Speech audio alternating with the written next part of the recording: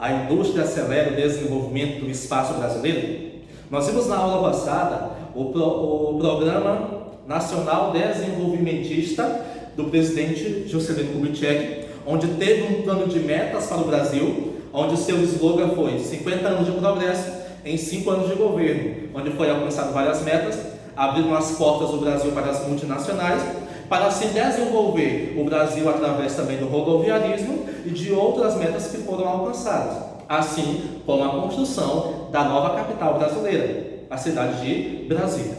Agora nós vamos ver uma nova etapa desse momento ali do século XX, da metade do século XX para cá, que foi o golpe de Estado de 1964, trágico na história da democracia do Brasil. Vamos lá. Mas antes disso, em 1961, Juscelino Kubitschek passa o governo para o paulista Jânio Quadros, que foi eleito de acordo com o apoio popular. 7 meses depois, Jânio Quadros ele renuncia à presidência do Brasil e quem assume é o seu vice,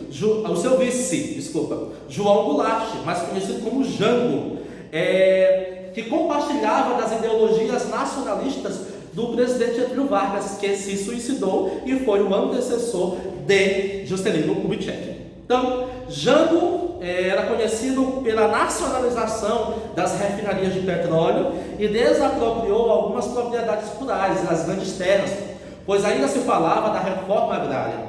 Ele, Jango, era muito populista e ele voltava os seus olhos para os mais pobres. E quando ele desapropriou algumas propriedades rurais de grandes proprietários, gente, isso causou uma insatisfação nas elites, que acabaram procurando uma forma de tirar o Jango da presidência. E começaram a usar o argumento de que Jango era comunista e iria transformar o Brasil em um comunismo. Então, foram atrás do apoio militar. Então, no dia 31 de março de 1964, é anunciado o golpe militar no Brasil. O presidente Jango é destituído do cargo de presidente e então quem assume agora são os militares. Foi uma conspiração realizada pelos militares para derrubar o Jango, o conchavo, toda a briga contra esse presidente aconteceu por conta da insatisfação das elites, como eu já falei, com os projetos realizados no governo de Jango, em especial as reformas de base, como uma do que ele falava era a reforma agrária, a reforma das terras, e dividir a grande extensão de terra que foi causada pela colonização para poucas pessoas, dividir para os mais necessitados, para os pequenos produtores rurais. Além disso, também contou com a participação americana, porque no Brasil, com essa questão da nacionalização, a política estadunidense não tinha tanto espaço aqui com suas empresas. Além disso, contou com a participação americana, porque os Estados Unidos viu que o governo de João Goulart não atendia aos seus interesses. Sendo assim, financiaram campanhas e instituições de políticos conservadores para derrubar o presidente João Goulart, ou Jango. Com a deposição de João Goulart, realizada pelo golpe parlamentar, oficializou-se o golpe militar de 1964, mais conhecido como ditadura militar. Os militares, então, apresentaram à nação o ato institucional número 1. Professor, o que são atos institucionais? São chamados AI. No Brasil teve 5 perigosos, 5 mesmo perigosos. O último foi o AI-5, o último não, se não me engano. Mas um dos mais destaques foi o AI-5, que proibiu a imprensa livre. Mas o AI-1, o ato institucional 1, que criava mecanismos jurídicos para justificar a tomada de poder. Pouco tempo depois, por meio de uma eleição indireta, o Marechal Humberto Castelo Branco foi eleito presidente no período ditatorial brasileiro. Marechal Castelo Branco. Até nossa cidade tem uma avenida em homenagem a esse presidente. O governo militar e o território brasileiro. Mas sim, professor, por que nós estudamos o golpe de 64 se isso é uma área histórica? Nós vamos ver, gente, a questão dos avanços do Brasil no governo do golpe de 64, no governo militar. As grandes obras concentram-se na infraestrutura nesse período, como slogan muito utilizado nesse período militar. Como assim, professor? Um slogan muito utilizado.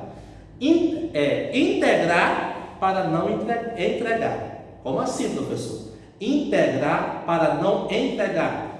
Abrir estradas e povoar a região da floresta amazônica, porque havia ameaças de alguns países invadirem a floresta e tomar o território que é nosso. Então o governo começou a procurar desenvolver a infraestrutura daquele lugar, quanto abrindo rodovias e direcionando algumas indústrias multinacionais para aquela região, para que tenha um desenvolvimento econômico, estrutural e geográfico maior. A região norte, que tem destaque, onde a sua densidade demográfica é baixíssima, né? É usada como referência, como eu já falei, para não perder a Amazônia. As transformações do espaço brasileiro durante esse período tiveram algumas grandes obras, né? As grandes obras que tiveram foi a rodovia Transamazônica, que cortaria 7 estados. Um projeto que levou muito dinheiro dos cofres brasileiros, né? Mas infelizmente até hoje nunca foi terminada a rodovia Transamazônica. A criação da Zona Franca de Manaus, onde levaria as indústrias para a capital do estado do Amazonas, a usina hidrelétrica de Itaipu, uma das maiores do mundo, né? E a construção da ponte Rio-Niterói, onde também se destacou pela sua grandiosidade. Esse primeiro período dos governos militares, que vai do ano de 1964 até 1967, foi marcada por uma reiteração da economia e pouco crescimento na industrialização brasileira. Como assim, professor? O Brasil estava passando por uma recessão? Sim. O projeto de trazer muitas multinacionais para o Brasil, de Juscelino Kubitschek, deixou os cofres brasileiros um pouco vazios. Como eu falei, as multinacionais começaram a ganhar demais e não repassar para o Brasil. E a economia brasileira estava baixa. Então, esse período que eu falei, de 64 a 67, ocorreu o chamado milagre brasileiro, milagre econômico. Houve um aumento na economia do país para tentar recuperar o que estava atrasado, né? Então lá, dentre as principais obras que evoluiu no Brasil no governo militar, como eu falei, a usina hidrelétrica de Itaipu, ela tem uma região entre o Brasil e o Paraguai, ela é responsável por produzir 17% da energia nacional. E até 2008, essa hidrelétrica de Itaipu era a maior hidrelétrica do mundo. Depois vem outra grande obra de infraestrutura, a ponte Rio-Niterói, expressão de modernidade e de grande complexidade, tendo o maior vão em vigas construídas pelo homem. É a 13ª maior em extensão do mundo, a ponte Rio-Niterói. A rodovia Transamazônica, né, ela tem 4.223 quilômetros e foi feita para levar 4 milhões de nordestinos que sofriam o flagelo do Nordeste. A rodovia Transamazônica era para levar progresso para aquelas regiões, levar homens para uma terra sem homens. E muitas pessoas viram que o progresso estaria para lá, mas aquela terra, gente, foi infértil. Uma terra totalmente infértil, porque houve grande devastação da floresta amazônica e desapropriação de reservas indígenas. Mexeu muito com a fauna, com a flora e com o relevo daquela região. E a Mãe Natureza veio em socorro. A terra não foi produtiva.